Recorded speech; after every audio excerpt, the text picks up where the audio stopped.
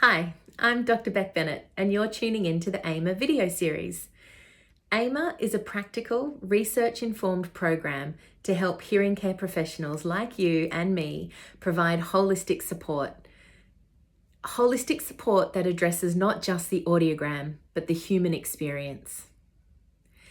If you're tuning in for the first time, I suggest you go back and watch video number 1 first so that you can follow through the journey with us. But if you've seen all the previous videos, then welcome back. It's good to have you here. Today we're exploring something many of us feel unsure about, and that's how do we open up a conversation about emotional well-being with our clients? Let's walk through it together. In our interviews with adults with hearing loss, many told us that they wanted to talk about how hearing loss was affecting them emotionally, the loneliness, the frustration, the exhaustion, but they weren't sure if they were allowed to bring these feelings and thoughts and emotions and experiences to the audiology setting because their audiologist never opened up that safe space for that conversation. Their hearing care professional never indicated that that was part of what audiological services could be.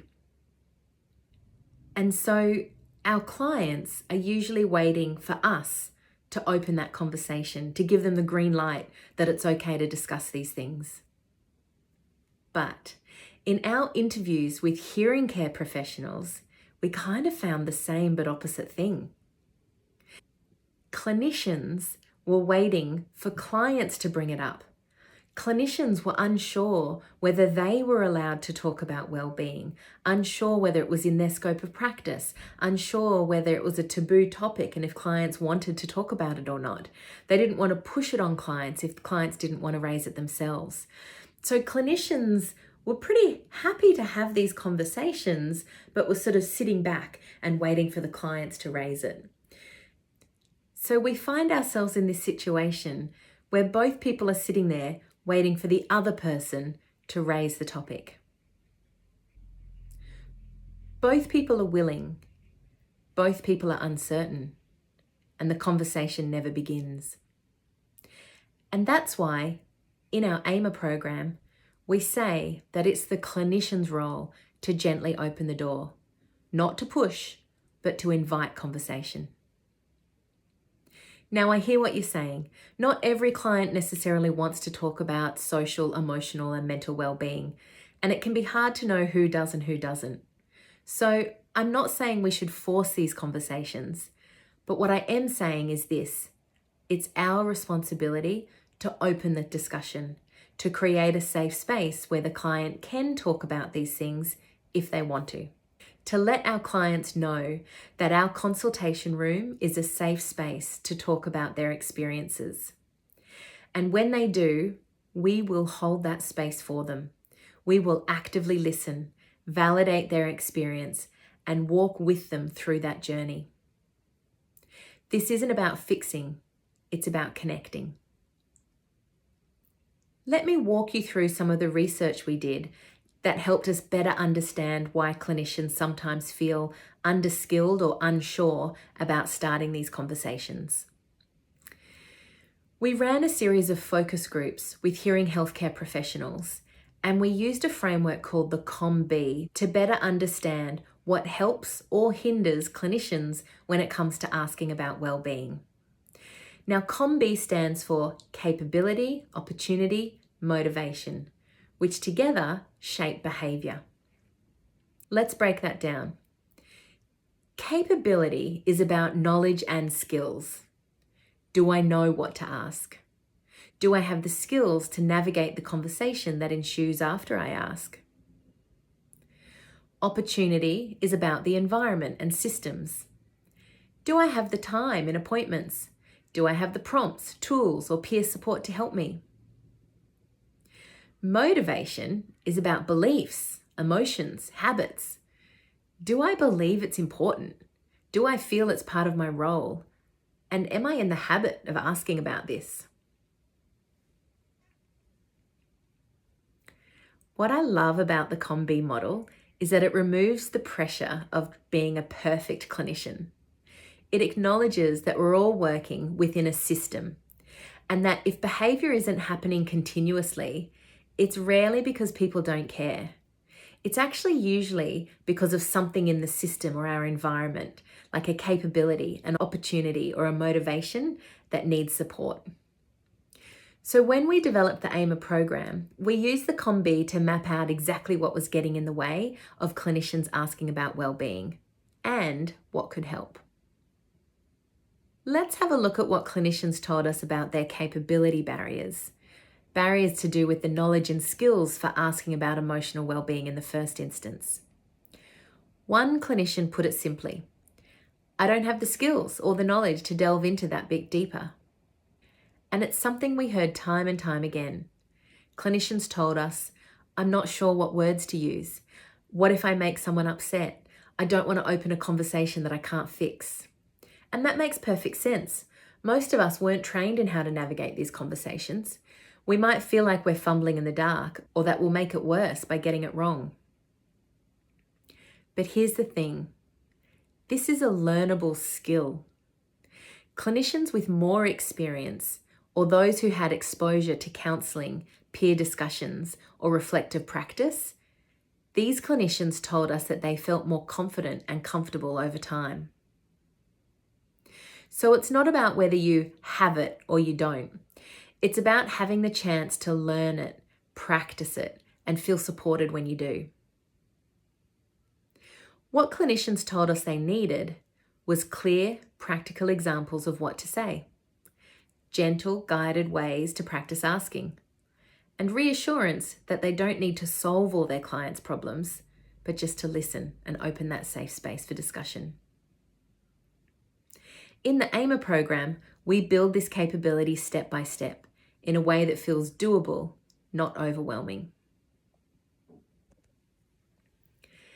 Now let's talk about opportunity, the environment and systems that we work in. Even the most skilled and motivated clinicians will struggle to provide holistic hearing care support if they don't have the time, the space, or the support by their management team and colleagues.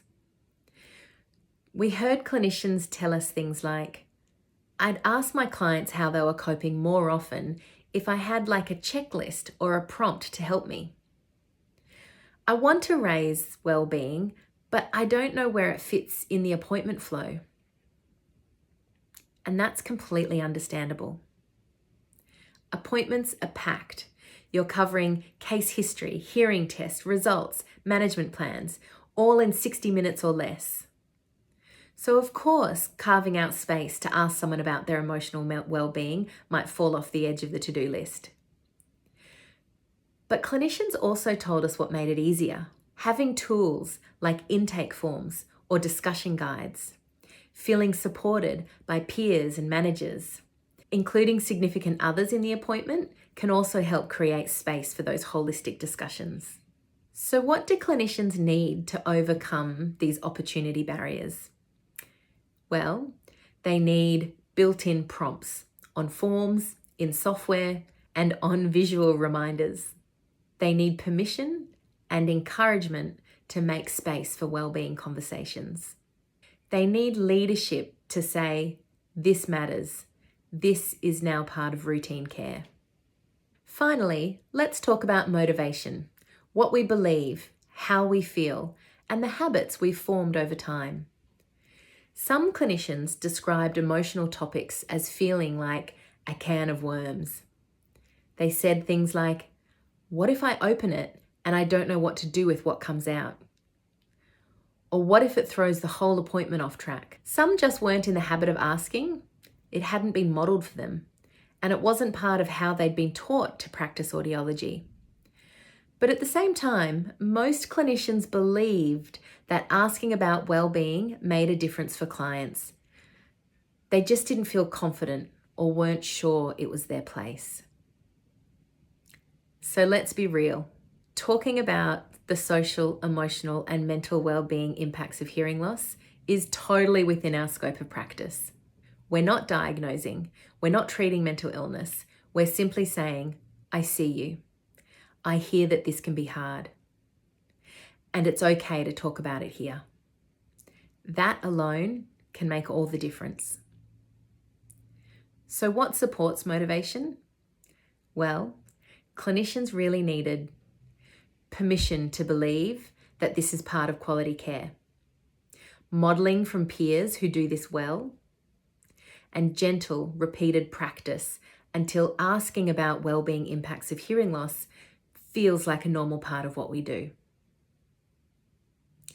So what did clinicians tell us would help them feel more confident having these conversations? Not surprisingly, it wasn't about needing to become a psychologist or do a deep dive into mental health training. It was about simple, practical support, the kind of help that fits into the reality of our busy clinical lives. They told us they wanted training in emotional inquiry, not abstract theory, but real examples and phrasing they could use. They wanted tools built into the clinical flow, prompts that make it feel easy and natural to ask, prompts in case history forms and clinical software so that they don't have to remember to do it from scratch every time. And most importantly, clinicians wanted the chance to reflect and debrief with peers, to talk through what worked, what felt awkward, and how to improve over time. And I want to emphasize, these don't need to be massive changes. Small, thoughtful adjustments done consistently can make a big difference. Because ultimately, this is about connection, not perfection. Let's walk through the 5 AIMER practical tools that can help you gently open the door to conversations about emotional well-being. You don't need to use them all. You don't need to use them all the time.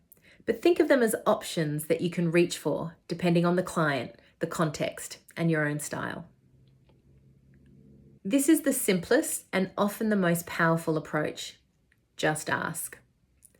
When you create a safe, respectful space, a direct question can be exactly what someone needs to feel seen. Here are a few phrases clinicians have told us they use, or that they've started using since the AIMER program. 1. How are you coping with your hearing loss day to day? Has your hearing affected your confidence or mood lately?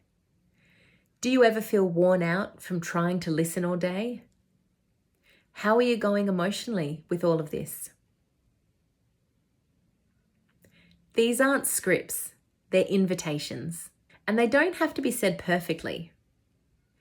What matters is your tone, your body language, and your willingness to hold the space without rushing to fix it. Sometimes the hardest part of these conversations is just knowing how to start. And that's where the simple common feelings tool can make a real difference. It's a printed sheet that lists common emotional experiences reported by people with hearing difficulties. There are a few ways to use it, and there's no single right way. One approach is to simply place it on the table in front of the client and say something like, "These are words that others with hearing difficulties have said they relate to. Take a look. Do any of these jump out at you? Have you felt any of these recently?" It gently opens a door to emotional reflection, and often that's all a person needs to start talking. Now, this tool can be especially useful when you might have a couple in the room. For instance, when the person with hearing loss might not fully realize the impact the hearing loss is having on their partner or even on themselves. In these cases, I'll introduce the sheet and I'll say something like, "These are common feelings people experience with hearing loss. I'm curious, for each of you, are any of these showing up at home?" I start with the person with hearing loss. They might point out words like frustrated or left out, and that gives us an opening to explore what those feelings look like day to day. Then I'll turn to the significant other and ask the same. Here's what's really important in these moments. Sometimes the significant other will talk about the person with hearing loss, saying things like, "He gets anxious in groups," or "She gets really tired at the end of the day." But other times, the partner will talk about their own experience. "I feel lonely because we don't go out anymore. We don't go out like we used to, and I really miss that." Both experiences are valid. This tool isn't about ticking boxes. It's about making space for people to express how hearing loss affects them, emotionally and socially. What I've found, time and time again, is that people are often ready to talk. The thoughts are there, just below the surface, but they're waiting to know that it's a safe space to speak. And when we carve out even a small moment within our session, with our time, with our attention, and with our willingness to listen, the conversation flows. People open up, they feel seen, and that's the heart of holistic care. Number 3, case history intake forms. You don't have to rely on memory to start a wellbeing conversation. You can build it into the system right from the beginning. One easy way to do this is to include a few wellbeing focused prompts in your case history intake form, the same one they'll fill out in the waiting room or before their appointment. Here are some examples. Do you feel your hearing loss affects your mood or stress levels? How often do you feel left out in group conversations? Or do you ever feel tired or drained physically, mentally, or emotionally at the end of the day due to the effort of listening all day? These questions plant a seed. They signal that the emotional health is something we care about and something it's okay to talk about in our appointments. Also, when a client ticks yes or often on that form, you know it's something they might want to explore. Sometimes a structured tool can help clients reflect on what they're experiencing. And it can also help us to understand where support might be needed. Self-report surveys can normalise talking about wellbeing in audiology settings. They can guide us on what to follow up on during a session, and they can also help us track change over time, which is especially useful when clients return or trial new interventions. That said, quick reminder, only use these tools when it makes sense for your setting, your time constraints, and your scope. If you don't have time to follow up meaningfully on a survey result, it might be better to open the conversation in another way. But when they're used well, these tools can be incredibly empowering for both the client and the clinician. Some of you may already be familiar with some of these well-validated tools that can help clients and clinicians reflect on the emotional and social impacts of hearing loss. Let's briefly touch on 3 of them. The RHHI-S is the screening version of the revised hearing handicap inventory, a modern update of the classic HHIE and HHIA. It was developed to improve psychometric properties and reduce redundancy while still capturing the emotional and social impacts of hearing difficulties. This version is shorter, easier to administer, and can be used with both older and younger adults, unlike the original HHIE, which was specifically designed for the elderly. It includes questions like, does a hearing problem cause you to feel frustrated when talking to your family? Or do you feel left out when you're in a group of people? The RHHI-S includes 10 questions and uses a simple response format, yes, sometimes no, with scoring based on impact severity. This survey can be easily administered in the waiting room or during a consultation, and it supports the clinician in identifying who might benefit from further discussions, hearing rehabilitation, or emotional support. It's also a great tool for opening up conversations that go beyond the audiogram, making it a great fit for holistic care. Next, I want to bring your attention to is the SPaRQ, or the Social Participation Restrictions Questionnaire. The SPaRQ is a newer tool designed to explore how hearing loss affects a person's ability to participate in valued social roles and activities. It was developed by Etna Heffernan and colleagues in 2018 as part of a broader effort to ensure outcome measures reflect what matters most to clients, their quality of life and meaningful engagement. It includes questions like, I avoid social activities because of my hearing difficulty, or my hearing makes it hard to follow in group conversations. The SPaRQ focuses less on symptoms and more on functional participation. It's particularly useful when a client feels isolated but struggles to articulate why. It captures the broader impact of hearing loss beyond the audiogram and can guide referrals to other services. It can inform goal setting, and it's a great tool for building empathy and clinical insight. The third self-report survey I'd like to highlight is the SOS-HEAR, or the Significant Other Scale for Hearing Disability. This tool flips the focus. It's designed for the spouse, partner, or support person of someone with hearing difficulties. The SOS-HEAR was developed by Narina Sarinsky, Linda Worrell, and Louise Hickson in 2009 to acknowledge that hearing loss doesn't just affect the person with the condition, it also affects those around them. It includes items like, I feel frustrated when my partner misunderstands me. We avoid social situations because of their hearing difficulties. It allows the significant other to express their perspective, which can be incredibly validating for them.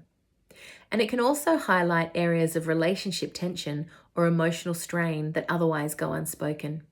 It can help open dialogue between partners and can help us as the hearing care professional tailor our support, not just for the client, but for the couple or family as a whole.